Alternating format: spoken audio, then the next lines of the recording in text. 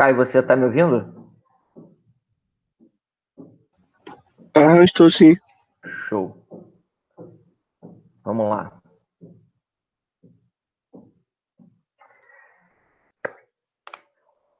Peraí, me dá só um segundo.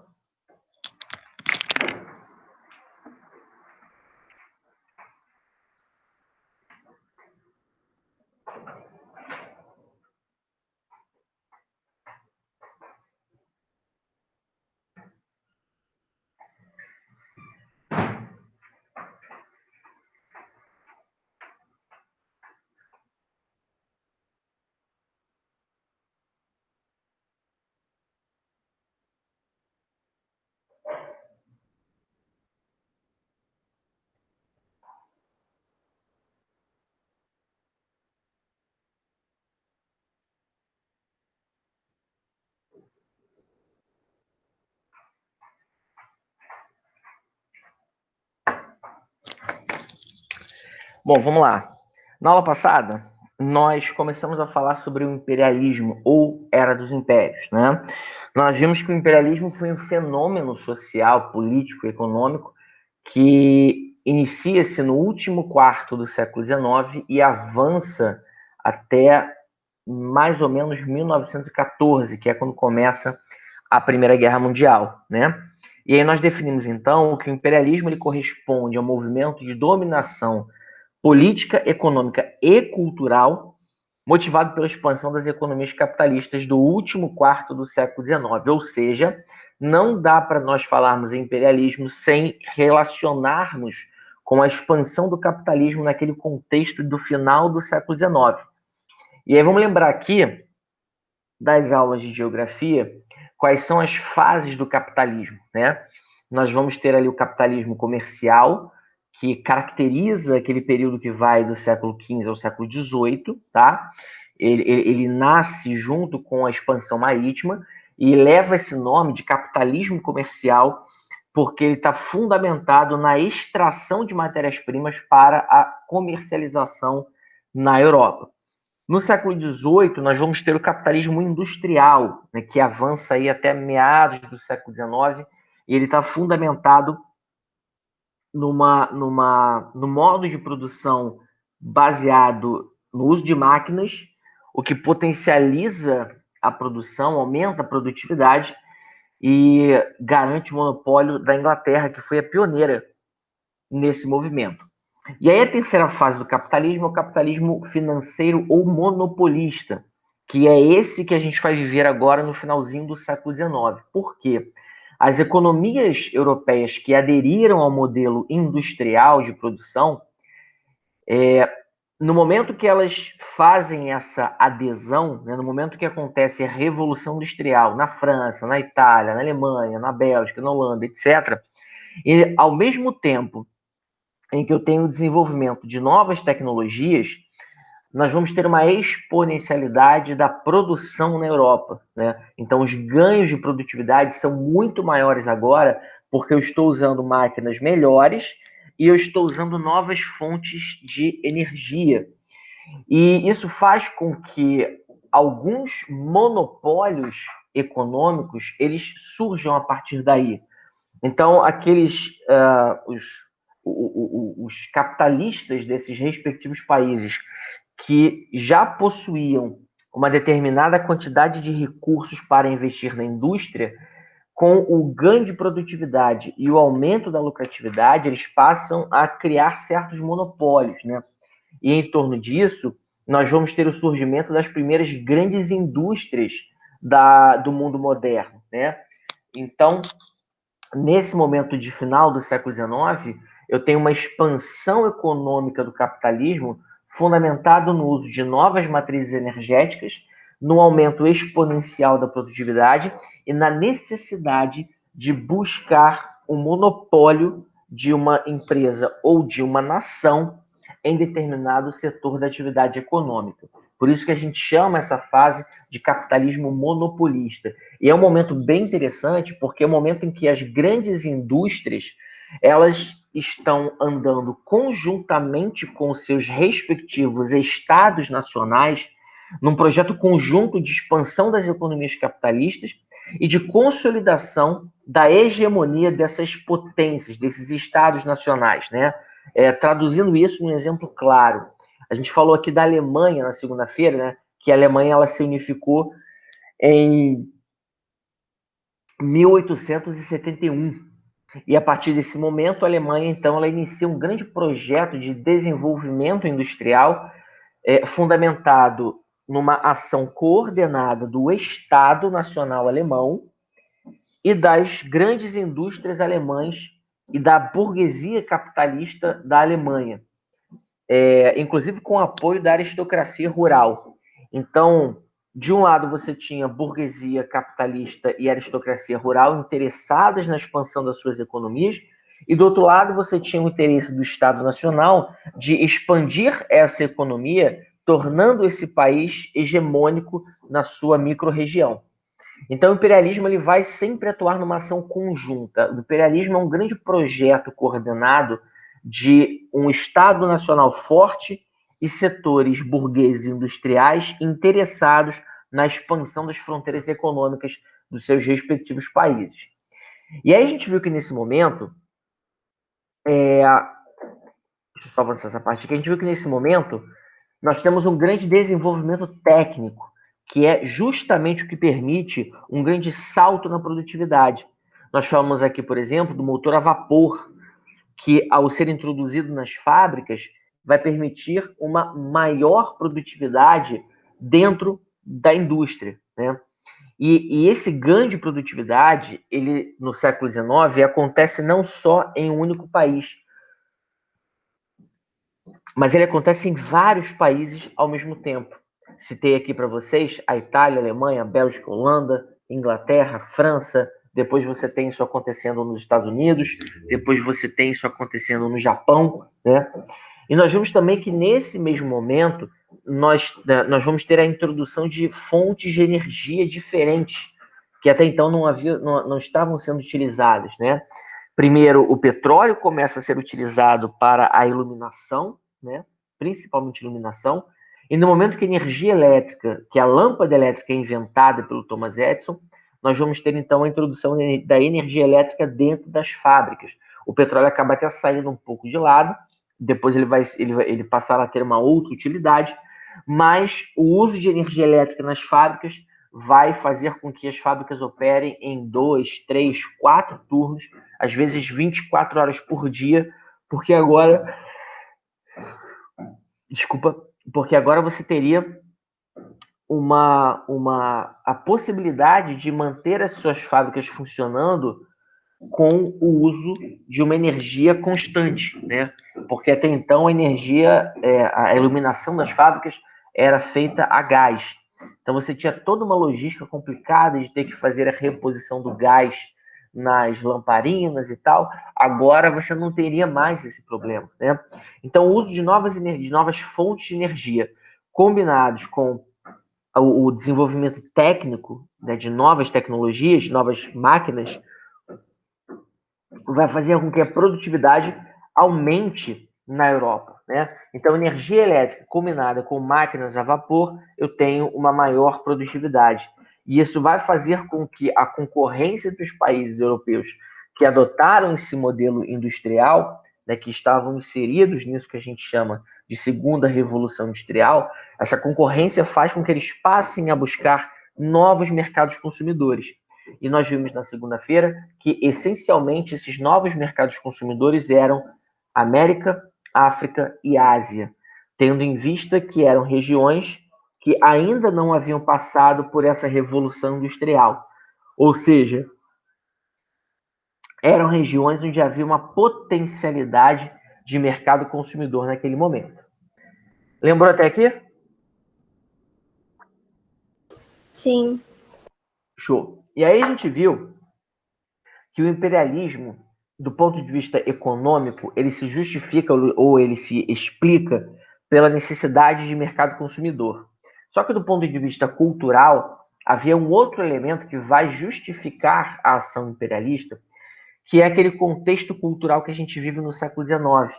Né? Vamos lembrar aqui que no século XIX, na segunda metade do século XIX, eu tenho digamos, tem o surgimento da ciência moderna, né?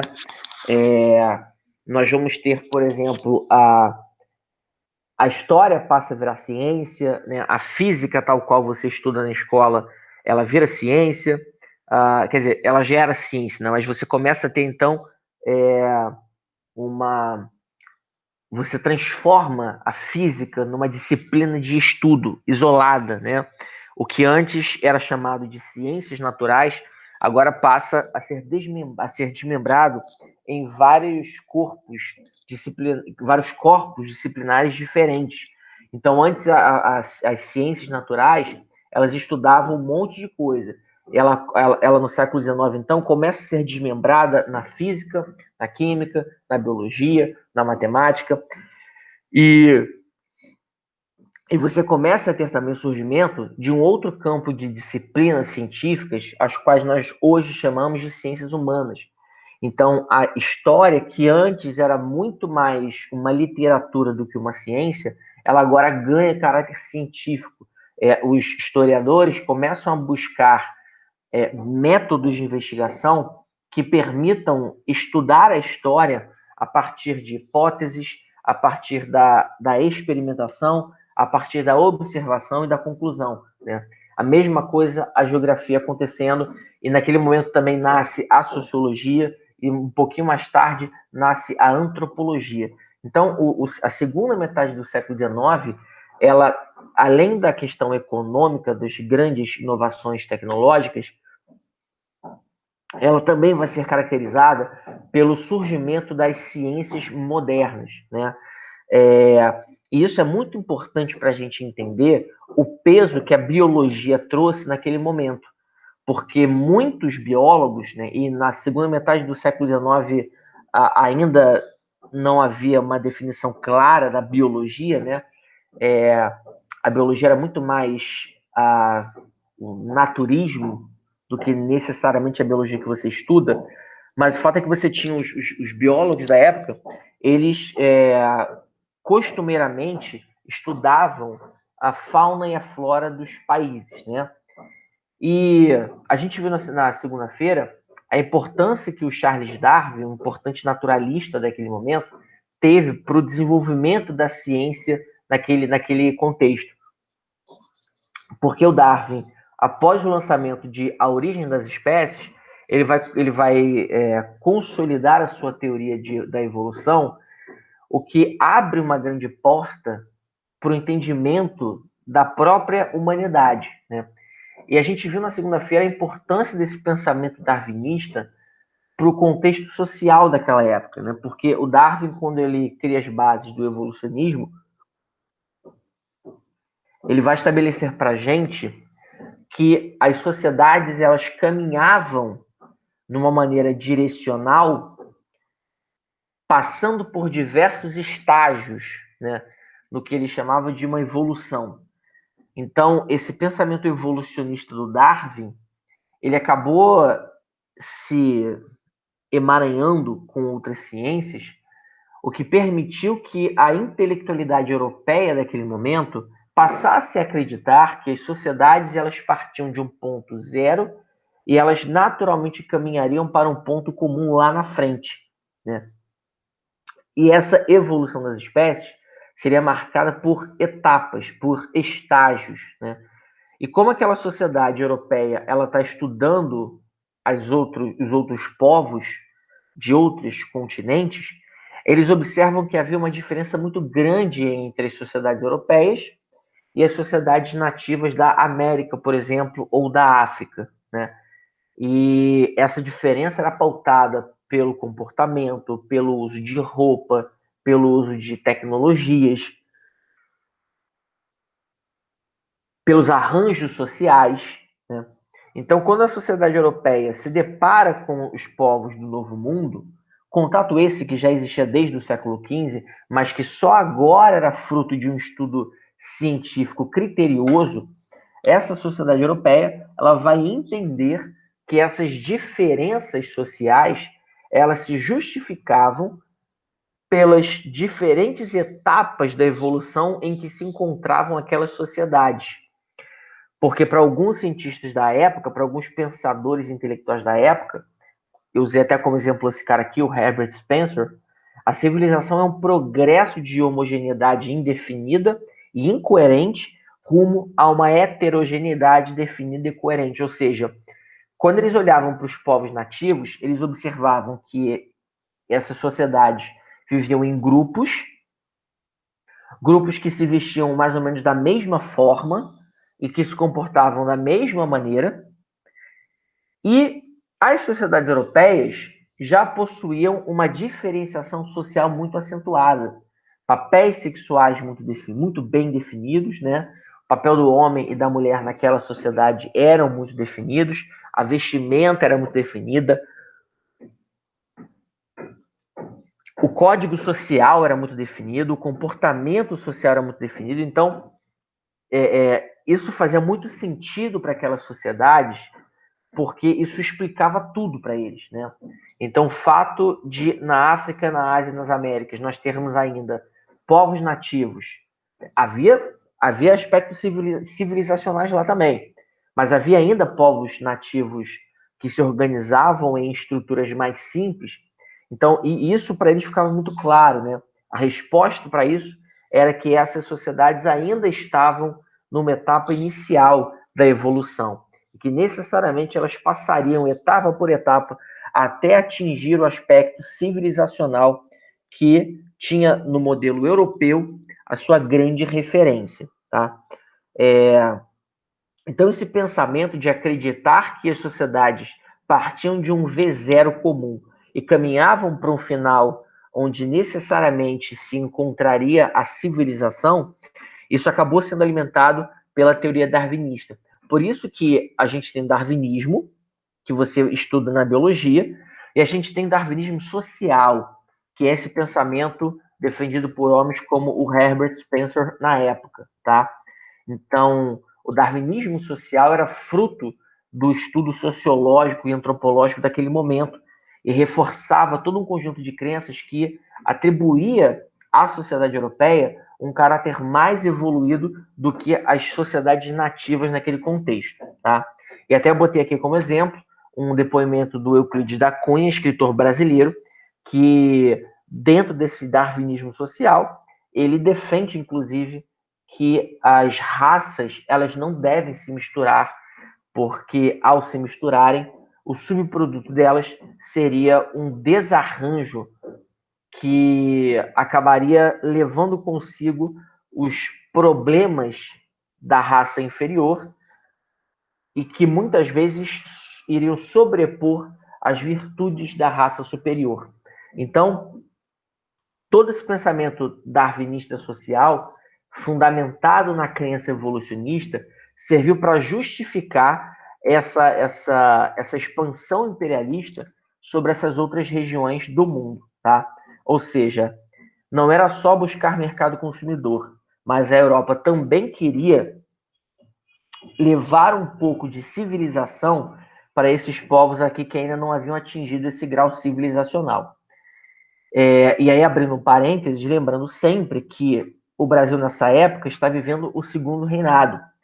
E lembrando, inclusive, que, conforme a gente viu 2 aulas atrás, a ideia de Dom Pedro II era construir uma civilização nos trópicos.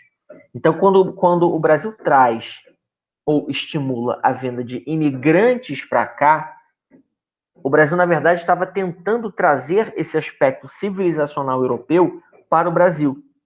Porque naquele momento, o que se via nas ruas era uma população excessivamente negra ou mestiça, tá? Cuja marca estava tentando ser apagada por uma política de Estado fundamentada numa crença da civilização europeia, né? Então, a ideia daquele momento é que a Europa deve exportar o seu DNA cultural para os países do Novo Mundo, né? Para os países subtropicais. Então, diante disso, a gente deve entender que o imperialismo ele vai estar fundamentado em dois movimentos. Movimento 1, a busca por mercado consumidor. Movimento 2, a necessidade de você levar a civilização europeia para os povos bárbaros e selvagens. Porque a crença que a Europa, e de certa forma os americanos também têm nesse mundo que eles estão vivendo, é que havia povos selvagens, havia povos bárbaros e havia os povos civilizados, tá? Então esse processo civilizacional era quase que uma obrigação, era quase que um fardo que os homens brancos deveriam carregar, né? Então, civilizar os outros povos do mundo era quase que uma obrigação espiritual que os povos europeus e americanos tinham em relação aos demais povos do mundo. Tranquilo até aqui? Gustavo, Oi, diga lá. então, aquilo que acontecia no Brasil, aquela imigração para tentativa de embranquecimento da população, aquilo que era já parte do imperialismo? Aquilo é um imperialismo, né? Só que, olha que coisa Sim. curiosa.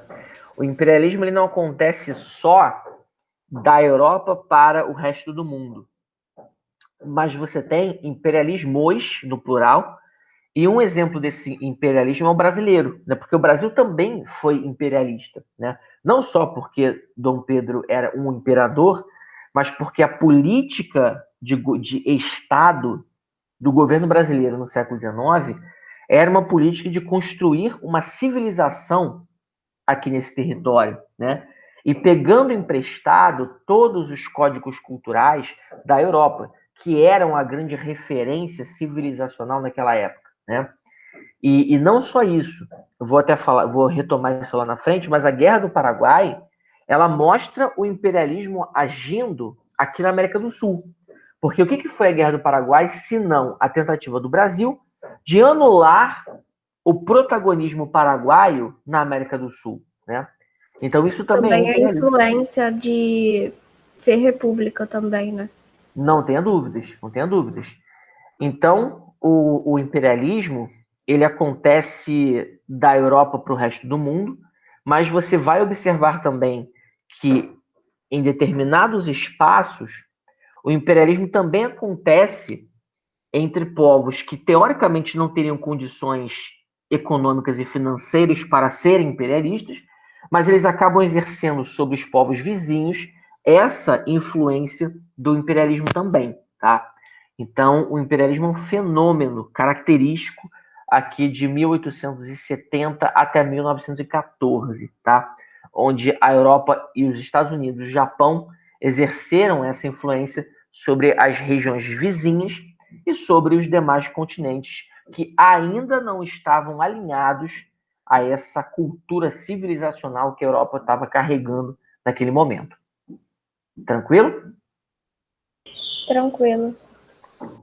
Quando a gente começa a pegar os exemplos, né, por exemplo, nos Estados Unidos, a gente observa que, cara, é muito característico, assim, o imperialismo ele se reproduz de maneira muito parecida, né? Por exemplo, o que os americanos estavam vivendo no século XIX, né? Vamos lembrar aqui que os Estados Unidos eram um país independente desde 1776, tá? Então, em 1776, as 13 colônias inglesas, elas se emanciparam da Inglaterra e formaram, a partir daquele momento, os Estados Unidos da América, tá? E por que Estados Unidos? Porque cada colônia que havia se separado da Inglaterra tornar-se-ia um Estado, tá? Estado com E maiúsculo, com as suas próprias leis, com a sua própria conduta, com os seus próprios códigos internos. E esses 13 estados independentes, eles agora teriam em comum apenas uma constituição muito simples, muito fina, que serviria apenas para criar um certo elo, né? Formar uma certa coesão entre esses 13 estados aqui, tá? Por isso que os Estados Unidos da América, atualmente, são tão diferentes de um estado para o outro, né? No estado você tem o porte de arma, ele é permitido, no outro estado não é. Num estado tem pena de morte, no outro não tem. Né? Num estado o imigrante ilegal ele não pode ser deportado, no outro estado ele pode ser deportado. No estado você pode fumar maconha na rua, aliás, acho que na rua nenhum deles pode, mas num estado você pode comprar maconha legalmente numa loja, no outro estado a maconha é proibida. Né? Isso acontece porque são 54 estados, cada qual com a sua microconstituição. E a única coisa que conecta todos esses estados é que eles têm consciência de que fazem parte de uma coisa maior chamada Estados Unidos da América. Né?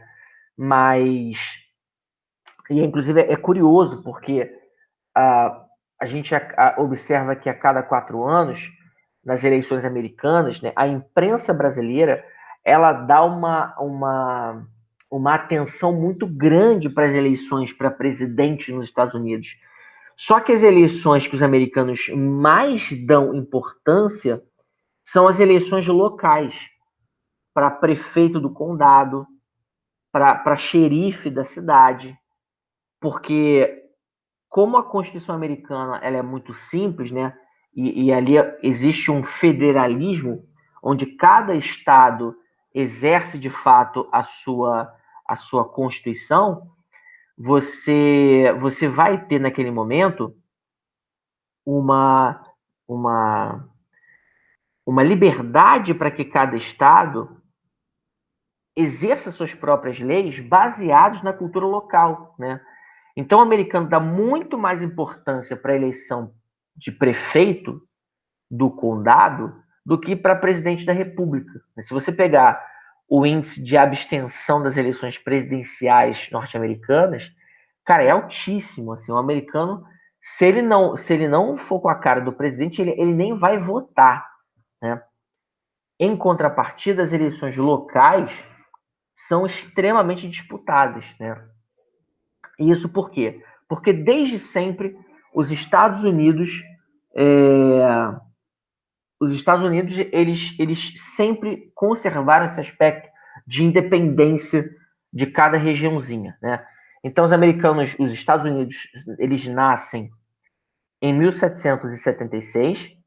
Em 1783, a Inglaterra reconhece a independência das suas ex-colônias, e a partir de então, os 13 estados primitivos, como a gente chama, eles iniciam um projeto de expansão territorial, baseado em 3 necessidades. A primeira necessidade era a busca por matéria-prima, porque você havia a parte norte, né, dos 3 estados era extremamente fria e carente de certos recursos. A parte sul era extremamente voltada para a agricultura de exportação. Então você precisava buscar matéria-prima para enriquecer a indústria desses estados primitivos, principalmente os do norte. Uma outra necessidade era a busca por metais preciosos. E rolavam certos boatos de que havia ouro na costa oeste da América, né? Isso, inclusive, baseado nas experiências hispânicas sobre o México. Então, diziam que havia ouro em abundância na Califórnia, né? E uma terceira necessidade era você expandir o território mesmo, né? Porque os americanos acreditavam naquele momento que, primeiro, eles eram o povo escolhido, tá? Porque a matriz religiosa dos Estados Unidos é a matriz protestante, em especial o calvinismo. Né? E aí vamos lembrar aqui das aulas lá de calvinismo lá atrás. O que os calvinistas acreditavam? Na ideia da predestinação. Né? Então, como é que os americanos enxergavam sua própria trajetória?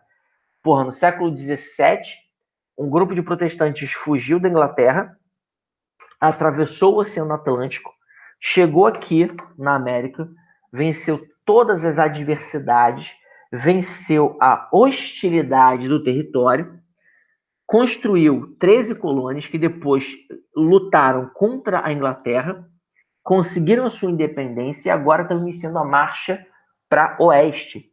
Então, é natural que esses americanos se sintam um povo escolhido, porque, de fato, os caras venceram um monte de adversidades, né? E nessa busca pela costa oeste, eles precisavam conquistar alguns territórios, né? Por exemplo, a Flórida pertencia à Espanha, a Louisiana pertencia à França, a região do Oregon pertencia à Inglaterra e a região do Texas pertencia ao México. A única região que não tinha dono era o território do Oeste. Esse território aqui que corresponde àquela região que vai de Chicago até o Alabama, Tennessee e por aí vai. Então, nessa expansão territorial, os americanos buscavam terras, né, para povoar toda a América, ouro e metais e matéria-prima para a indústria. Então, a busca por esses três elementos levou os norte-americanos ao que a gente chama de marcha para oeste, tá? Um oeste ficava muito longe, ficava far, né?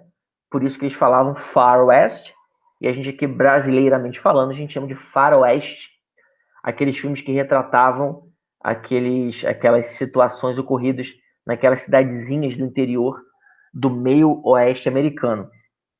Então, a marcha para o oeste, ela está fundamentada em três aspectos, como eu falei para vocês.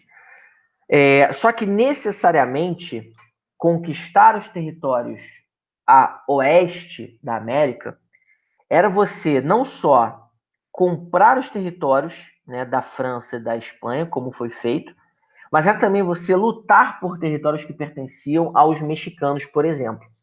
Então, a conquista da América por parte dos Estados Unidos, ela aconteceu por três movimentos. Primeiro movimento, a ocupação de territórios que não tinham dono. Segundo movimento, a compra de territórios. Terceiro movimento, a conquista a partir de guerras.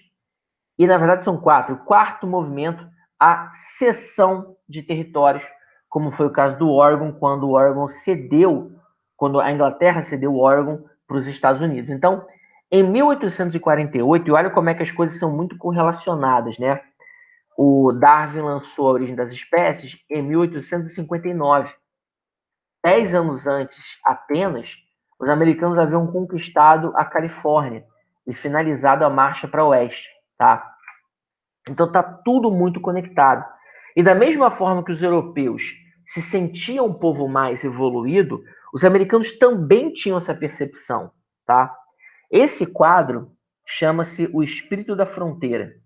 Ele foi pintado em 1872. Eu queria que você agora analisasse para mim essa obra e identificasse por que esse quadro pode ser relacionado à marcha para o oeste. Quais são os elementos que nele você enxerga que fazem referência à marcha para o oeste? Fala para mim.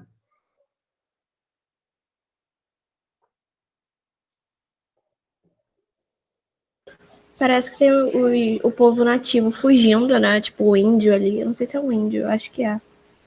Perfeito. Primeiro ponto, os nativos estão fugindo. O que mais? Tem aqui os bisões também fugindo, né? Isso aqui demonstra a vitória da civilização sobre a natureza selvagem, né? O que mais? Tem o trem ali indicando o industrialismo. Putz, perfeito, perfeito. O trem, inclusive com a fumacinha aqui saindo, são dois trens, na verdade. O trem mostrando o avanço do progresso da civilização. O que mais?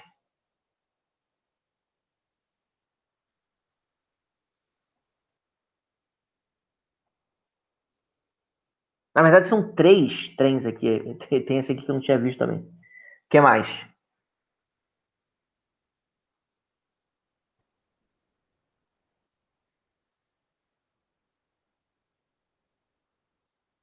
Que outros elementos vocês conseguem identificar nesse quadro que mostrem a marcha para o oeste e como os americanos enxergavam esse movimento?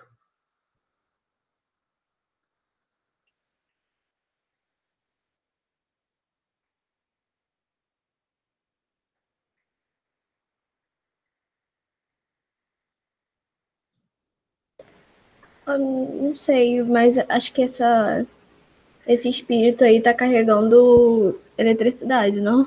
Exatamente, exatamente. Tem os postes aqui, né?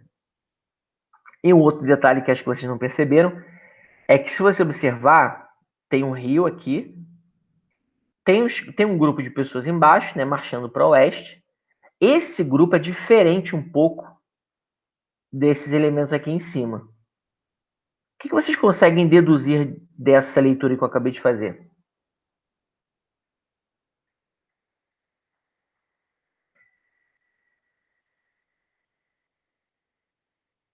Pode repetir?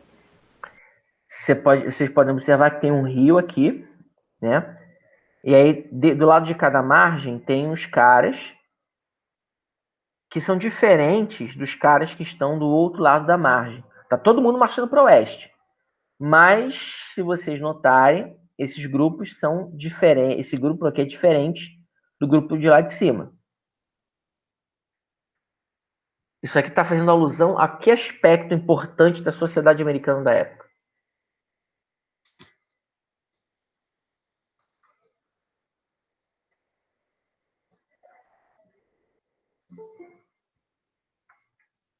Espera aí que alguém chegou aqui.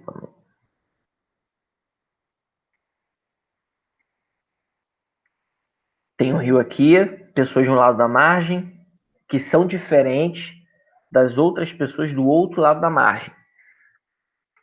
O que isso aqui está representando simbolicamente?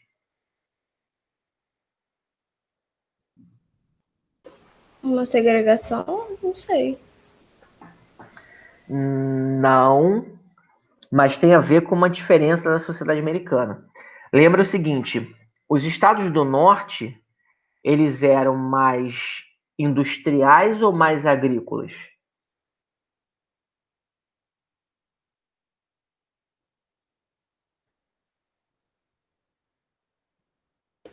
Mas é agrícolas? Não, os do norte são mais industriais. Lembra que o norte dos Estados Unidos, tá? Norte aqui você tem Nova York, tem Boston, tem Chicago. São cidades que no inverno fazem muito frio, né? E o sul, onde tem Miami, Orlando e tal, são regiões mais quentes.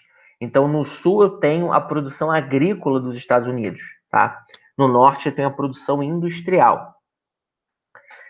Isso fica claro por esse aspecto que eu acabei de citar, porque, se você observar, esses caras aqui são agricultores, né? O cara está conduzindo aqui o gado, tem os caras aqui com os instrumentos agrícolas na mão, eles estão com uma vestimenta mais simples, né? E da outra margem do rio, né, na parte de cima do quadro, ou seja, ao norte do quadro, eu tenho os trens, eu tenho energia elétrica, eu tenho as carruagens com cavalos, eu tenho. Isso aqui é uma carruagem de comerciante, né? Então, aqui você tem acesso a uma leitura precisa de como os americanos enxergavam a marcha para o oeste. E tem um outro fator ainda que vocês talvez não tenham percebido. Olha a cor utilizada desse lado e a cor utilizada desse. Um está mais escuro e um está mais claro. Simbolicamente, isso representa que o avanço da civilização sobre a selvageria representa também uma iluminação, né? Representa a luz da civilização chegando, né? Então, esse quadro ele é um raio-x da marcha para o oeste e como os americanos enxergavam essa marcha para o oeste, tá? É a vitória do progresso e da civilização sobre a escuridão e a selvageria das sociedades não civilizadas, né? E os americanos, como eles carregavam esse DNA protestante, calvinista, eles acreditavam que o destino da sociedade americana, né, era levar essa civilização aos demais povos da América. Da mesma forma que os europeus acreditavam que o seu dever quase que moral era levar a civilização aos outros povos do mundo, os americanos acreditavam que o seu dever era levar à América esse conjunto de valores civilizacionais que eles carregavam. Então, essa crença, no caso norte-americano, ela vai ser chamada de destino manifesto, tá? É a crença de que o destino dos americanos havia sido manifesto por Deus na vontade de que os americanos levassem esses aspectos culturais, levassem o seu DNA cultural para as outras sociedades da América, tá? Deixando bem claro que a pretensão dos Estados Unidos é levar a sua carga cultural, o seu ethos social para a América. Os americanos, nesse momento aqui do século XIX, eles adotam meio que uma postura isolacionista em relação ao mundo, tá? Eles estão de olho apenas na América. Inclusive, no começo do século XIX, os americanos já tinham estabelecido a chamada doutrina Monroe, né? James Monroe era um senador americano que, em 1825, ele discursou no Congresso americano e disse que a América era para os americanos, né? Então, desde a primeira metade do século XIX, os americanos tinham a percepção de que a América era um continente que deveria buscar a sua emancipação, a sua independência em relação à Europa. E os americanos estavam dispostos a ajudar a América a fazer isso. Obviamente que, ao ajudar a América a fazer isso, os americanos acabavam levando os seus aspectos culturais para a América e exercendo sobre a América um imperialismo que, na prática, eles estavam condenando, né, em relação ao que a Europa fazia sobre a América. Então, essa expansão para o oeste, ela, além de ter levado essa, entre aspas, né, essa civilização aos outros povos, porque os povos nativos que não se sujeitaram a essa civilização, eles foram dizimados, além do avanço dessa civilização sobre a natureza do oeste americano, nós tivemos também um acirramento das tensões entre norte e sul, porque para o pessoal do norte, essa marcha para o oeste deveria fazer com que os territórios conquistados fossem inseridos numa lógica industrial. E o pessoal do sul defendia que os novos territórios fossem inseridos numa lógica agrícola, né? E essas tensões chegaram ao ponto de, em 1860, com a eleição do Abraham Lincoln, o presidente que veio do norte para governar o país inteiro, isso levou à deflagração da Guerra de Secessão dos Estados Unidos, tá? Onde os estados do sul, Texas, Arkansas, Louisiana, Mississippi, Alabama, Tennessee, Geórgia, Flórida, Carolinas do Norte e do Sul e Virgínia, eles se juntaram e se separaram dos Estados Unidos, formando um novo país que a gente chamou à época de Estados Confederados do Sul, inclusive com um presidente específico para essa região, que foi Jefferson Davis, né? Então, no século XIX, os americanos estão vivendo a marcha para o oeste, que é justificada pelo destino manifesto e pela doutrina Monroe, e isso leva a um acirramento de tensões entre os estados do norte e do sul, levando à Guerra de Secessão. O que, ao final da guerra, acaba reunificando o país inteiro, abolindo a escravidão, parênteses, gerando movimentos racistas e supremacistas brancos a partir de então, fecha parênteses, e suprimindo uma ideia de cultura local em detrimento, em fortalecimento a uma cultura nacional dos Estados Unidos. E a partir de 1865, que é quando acaba a Guerra de Secessão, os Estados Unidos, então, iniciam, aí sim, de maneira mais sustentada, a sua política de expansão imperialista sobre as Américas. Então, repara que a Europa está expandindo-se em direção à África e à Ásia, e os Estados Unidos estão tentando expandir a sua influência sobre as Américas. Beleza? Até aqui? Eu só não entendi a causa dessa guerra. A guerra são dois motivos principais e um estopim. O primeiro motivo principal era a concepção de país que cada uma das regiões queria construir. Porque os estados do norte, principalmente esses aqui que eu estou passando o mouse, esses estados queriam uma nação industrial, queriam desenvolver o setor industrial americano. E o pessoal do sul, especificamente esses estados aqui que eu passo o mouse agora, eles tinham uma percepção de que os Estados Unidos deveriam ser uma nação mais voltada para a agroexportação. Fundamentados na crença da economia fisiocrata, de que a riqueza ela é gerada pela terra, né? Então, essa diferença de percepção, ela foi se agravando à medida que novos territórios vinham sendo tomados, comprados ou cedidos, e esses novos estados precisavam se encaixar em um dos dois modelos, ou no modelo industrial ou no modelo agrícola. Só que, como a gente pode ver no mapa, a maior parte dos Estados Unidos seguia o modelo industrial. Isso enfraqueceu o pessoal do sul e, principalmente, isso aumentava a pressão sobre a escravidão nos Estados Unidos. Porque se eu tenho uma nação que optou por um modelo industrial, voltado principalmente para o mercado interno, eu não posso ter escravidão. Eu tenho que libertar essa mão de obra para que ela vire mercado consumidor. Mas se eu libertar essa mão de obra, os estados do sul que são escravocratas, eles quebram, porque eles dependem da mão de obra escrava para a produção.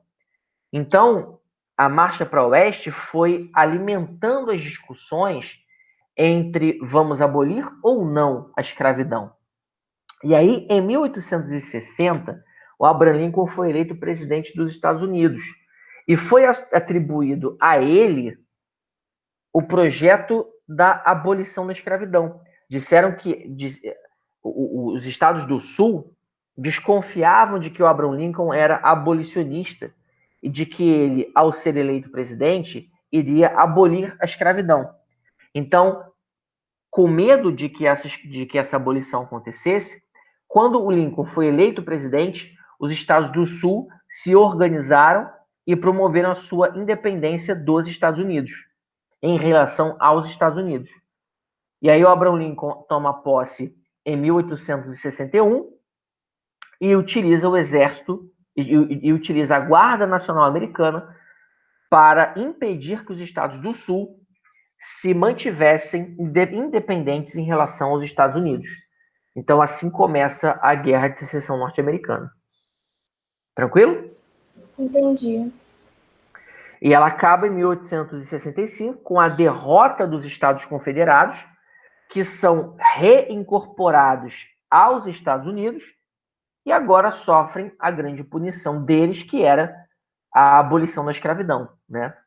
Então, a escravidão foi abolida nos Estados do Norte em 1863 e os Estados do Sul, quando efetivamente perdem a guerra, eles acabam tendo que assinar também essa abolição.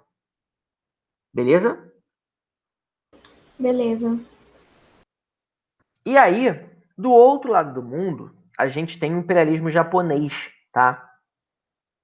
O Japão até 1867, o Japão vivia um modelo feudal, tá? Esse era o mapa do feudalismo japonês. Então, cada regiãozinha dessa era controlada pelo que a gente chama de clã, tá? O clã nada mais era do que uma família que controlava aquele território e exercia sobre aquela população uma relação de fidelidade, tal qual a gente encontra no modelo feudal da Europa pré-século XV, tá? Então era como se fossem senhores feudais, tá? Esses clãs eram como se fossem os senhores feudais e que exerciam controle sobre essas regiões. Apesar disso, o Japão tinha um imperador, que era uma figura muito bem decorativa, porque quem exercia de fato o poder eram os clãs, né? E você tinha uma terceira figura, que era a figura do shogun, que era uma espécie de líder militar do Japão, né? Então você tinha o shogun, que era o líder militar, você tinha os clãs, que exerciam o poder sobre as populações a partir desses laços de fidelidade, e você tinha o imperador, que era uma figura mais ou menos figurativa. E o Japão vivia até 1857 uma política de isolacionismo, ou seja, o Japão não tinha muito contato com o mundo. Era um povo que vivia muito do mercado interno, tá? Só que em 1857, os americanos começam a pressionar o Japão para uma abertura econômica, né? Era o que a gente chamava de política das canhoneiras, né? Os americanos, ali na segunda metade do século XIX, já com a marcha para o oeste concluída e já com uma política mais agressiva em relação aos outros povos, os americanos pressionavam para que o Japão se abrisse economicamente ao mundo, né? Inclusive, teve um episódio em que uma esquadra americana ameaçou bombardear a cidade de Tóquio se o imperador japonês não abrisse os portos japoneses aos Estados Unidos, né? Como o Japão era era um país praticamente feudal, não tinha o exército nacional, não tinha uma força militar organizada, né? Você tinha lá os samurais e tal, mas os samurais eram guardas feudais, né? Você não tinha um sentimento de exército nacional, então o imperador japonês foi obrigado a assinar alguns tratados com os Estados Unidos que permitiram a presença americana nos portos japoneses, dando muito mais vantagens para os Estados Unidos do que vantagens para o Japão, né? Era aquilo que no século XIX era muito comum, que a gente chama de tratados desiguais, tá? A Europa fez muito isso com a China, com a Índia, né? Eles usavam a força militar para pressionar esses povos que ainda não eram estados nacionais a se abrirem para a Europa ou para os Estados Unidos. Eles acabavam tendo que assinar acordos econômicos que davam muita vantagem para a Europa e Estados Unidos e acabavam criando uma relação de dependência e fragilidade econômica desses povos em relação aos que os dominavam. E por conta disso, começou a rolar uma certa pressão para que o imperador japonês tentasse tomar alguma atitude em relação a esses tratados desiguais. No ano de 1867, o imperador japonês, Komei, ele morreu. E aí ele foi substituído por um outro imperador que governou o Japão até mais ou menos 1919, tá? E que acabou aceitando as exigências de alguns clãs do Japão. Porque muito embora esses clãs eles fizessem do Japão um povo que vivia sob um regime semi-feudal, alguns clãs defendiam algumas reformas na sociedade japonesa. porque esses clãs sentiam na pele como era ruim viver sob a dominação e a subordinação aos interesses norte-americanos e de outros povos.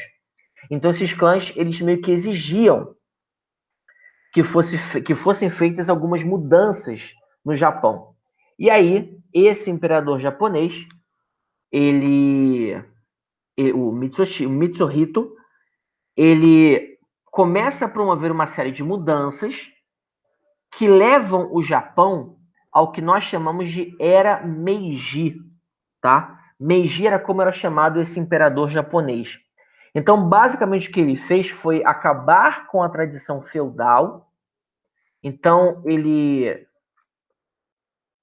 todos esses territórios dos clãs foram suprimidos e foram transformados em regiões administrativas que nós chamamos de prefeituras, tá? Que aqui no Brasil seria como se fossem os nossos estados brasileiros, tá? Então, o imperador japonês, ele acaba com os feudos, transforma em regiões administrativas, cria um exército nacional, centraliza politicamente o país, né, a política japonesa, e inicia uma série de reformas econômicas que vão fazer com que o Japão se torne um país industrializado no espaço de 15 anos no máximo. Então, esse movimento que a gente vai chamar de Revolução Meiji transformou o Japão de um país semi-feudal numa potência industrial e num Estado nacional com um exército regular forte, inclusive com o alistamento militar obrigatório no Japão a partir de então. E a partir daí, o Japão inicia então a sua política de expansão territorial. Ele começa a exercer sobre a China, sobre as Filipinas, sobre a Indonésia, a sua influência. Não é à toa que a bandeira japonesa, até a Primeira Guerra Mundial, foi essa bandeira aqui, simbolizando o sol nascente, né? O sol que irradia sobre outras regiões. Olha aí o imperialismo japonês exercendo sobre os outros povos a sua força e dominação. Tranquilo até aqui? Tranquilo. E aí temos um problema, né? Porque os americanos exercendo imperialismo sobre as Américas, os japoneses exercendo imperialismo sobre a Ásia, a Europa exercendo sobre a África e a Ásia. Cara, era muita gente querendo fazer imperialismo para poucos territórios disponíveis. E por conta disso, em 1885,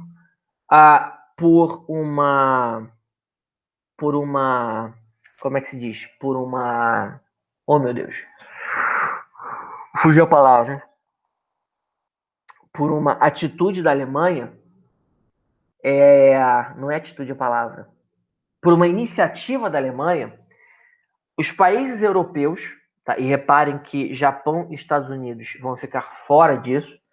Os países europeus que estavam expandindo suas economias, eles vão se reunir na cidade de Berlim, capital da Alemanha, e fazer a chamada Conferência de Berlim, onde, na prática, a África seria dividida entre as potências europeias, tá?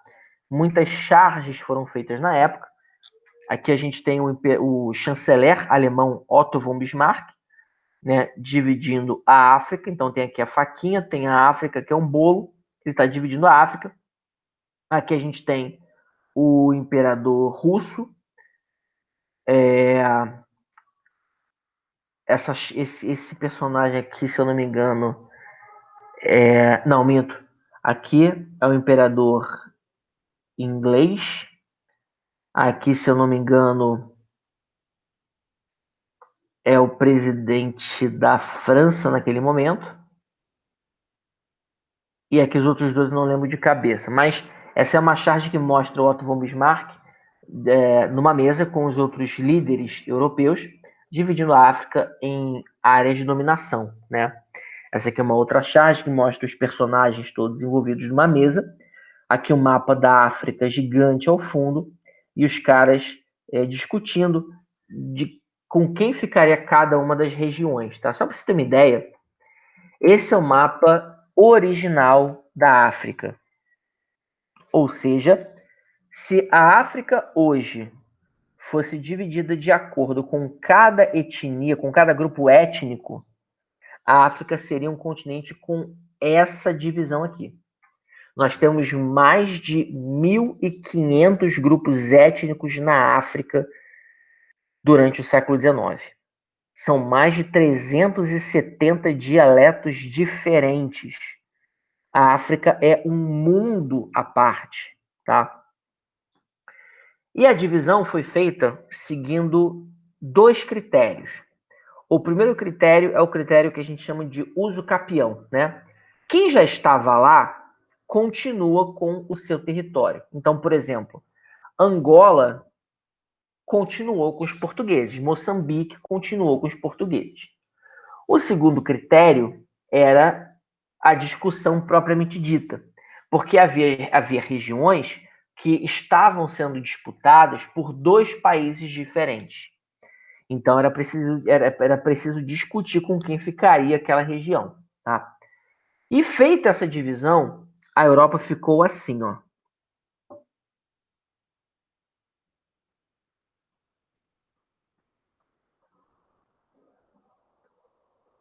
Coloquei em câmera lenta para você ver como é que foi feita essa sobreposição. Vou voltar de novo. Essa é a África antes da partilha da África, da Conferência de Berlim. E essa agora é a África depois de ser dividida. Notem que muitos territórios são feitos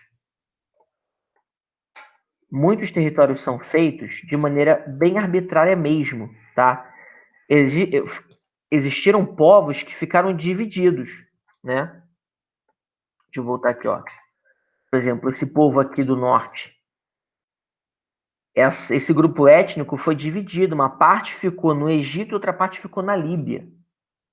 E dentro da Líbia passaram a coexistir 1, 2, 3, 4, 5, 6, 7, 8, 9, 10, 11, 12, 13 grupos étnicos diferentes. Então, olha que loucura, né? Vamos pegar Uganda, por exemplo. Olha Uganda. Você tem aqui pelo menos 6 ou 7 grupos étnicos diferentes. Vamos ver Ruanda, que é um país bem pequenininho aqui, que foi palco de uma intensa guerra civil.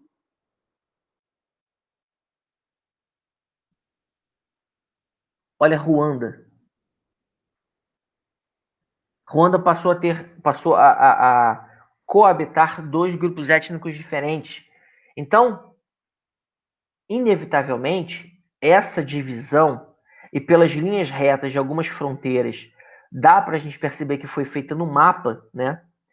Ela não perguntou aos povos locais como eles queriam fazer a divisão, então foi uma divisão arbitrária feita da Europa para a África, sem levar em conta as particularidades existentes naquele povo, tá? Então, essa divisão arbitrária da África, ela vai fazer com que, primeiro, você obrigue povos diferentes, muitas vezes rivais, conviverem no mesmo território. E segundo, você começa a implementar sobre esses povos uma cultura de dominação que vai fazer com que o idioma europeu seja ensinado e os hábitos europeus comecem a ser ensinados a esses povos, suprimindo toda a cultura local existente. Então, o que o imperialismo faz, além de conquistar mercado consumidor, é fazer com que povos antes autênticos passem a conviver e passem a absorver a cultura europeia, tá? Então, essa dominação imperialista na África, por exemplo, ela vai durar de 1885 até 1945. Somente depois da Segunda Guerra Mundial, com a Europa completamente exaurida por conta da guerra, é que as metrópoles europeias elas vão perder força, e aí então a gente vai ter o início do processo de descolonização, que a gente chama de afroasiática, porque na Ásia aconteceu a mesma coisa, o mesmo movimento, tá? Tranquilo até aqui? Tranquilo. E aí, só para a gente não confundir, tá? Isso que a gente acabou de ver, nós vamos chamar de neocolonialismo, porque já houve um movimento anterior que nós vamos chamar de colonialismo. É um movimento que vai do século XV ao século XVIII, marcado pela busca por mão de obra, pela busca por matéria-prima e pela universalização da fé cristã. É aquele movimento que veio a reboque da expansão marítima, tá? Isso que a gente está vendo nessa aula, nós vamos chamar de neocolonialismo, é o novo colonialismo. Ele acontece da segunda metade do século XIX até a Segunda Guerra Mundial, e ele é marcado pela busca por mercados consumidores, pela busca por matéria-prima e pelo que a gente chama de missões civilizatórias, tá? Que vão levar todo esse legado cultural europeu aos povos afroasiáticos. E, obviamente, isso não se estende entre...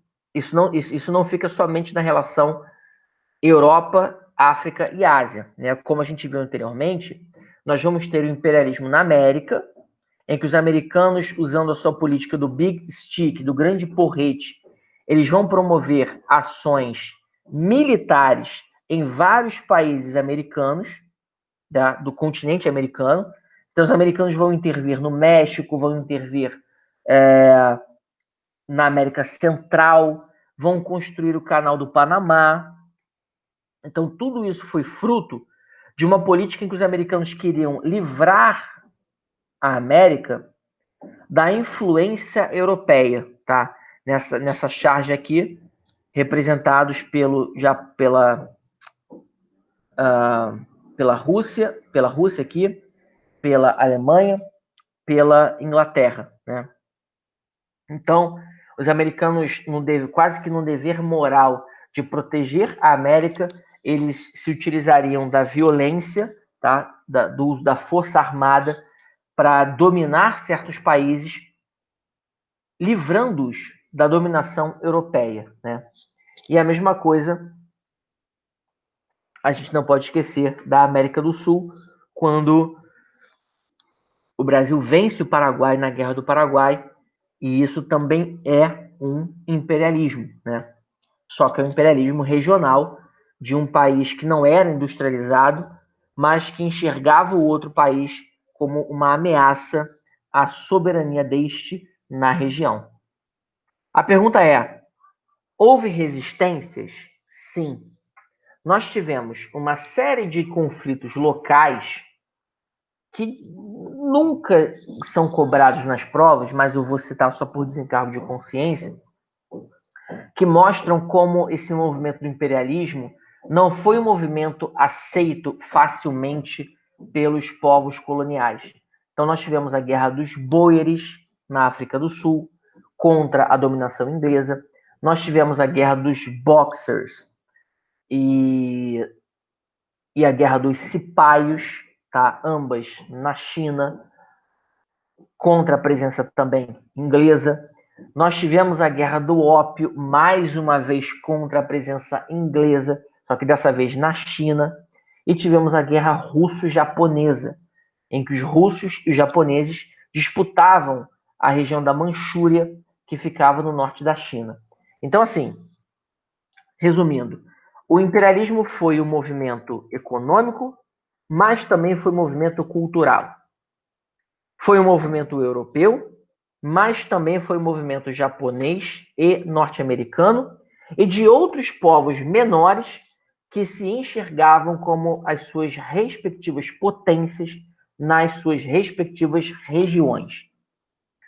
E foi um movimento que, apesar das suas características econômicas, ele bebeu na fonte da cultura do século XIX, que estava baseado na crença da evolução e na ideia de que havia povos mais evoluídos do que outros e que os povos mais evoluídos tinham quase que um dever moral, quase que um dever religioso de levar todo o seu aspecto cultural para os povos menos desenvolvidos. Ficou tranquilo para vocês esse tema? Só uma coisa, você disse que a América interferiu no imperialismo da África, foi isso? Não. Os Estados Unidos, eles interferiram na política da América. Os americanos não tinham. Então, por que você falou que, tipo, nessa charge tem do lado a Inglaterra, a Alemanha? Não entendi essa parte. Porque aqui a gente tem os europeus sendo retratados querendo manter contato com a América. E os americanos estão numa posição de impedir que os europeus estabelecessem negociações com a América, porque os americanos se colocavam como os protetores do continente americano contra a influência europeia. Entendi. Beleza. Beleza? Beleza. Na nossa próxima aula, que se eu não me engano é na volta aí do recesso, a gente vai começar a falar da Primeira Guerra Mundial, que é uma consequência direta do imperialismo. Então, eu volto a falar de imperialismo daqui a 1 ou 2 semanas, quando a gente voltar do recesso. Tá bom? Vou colocar esse slide e o outro que eu acabei não colocando. Vou colocar os 2 slides na plataforma, junto com um materialzinho de resumo para vocês. Tá bom? Beleza. Então é isso, people. Segunda-feira é a aula do Igor, tá? A aula que seria agora. E a gente se vê novamente daqui a 2 semanas. Beijo para vocês. Qualquer dúvida, chama no zap. E fiquem com Deus e bom restinho de semana para vocês.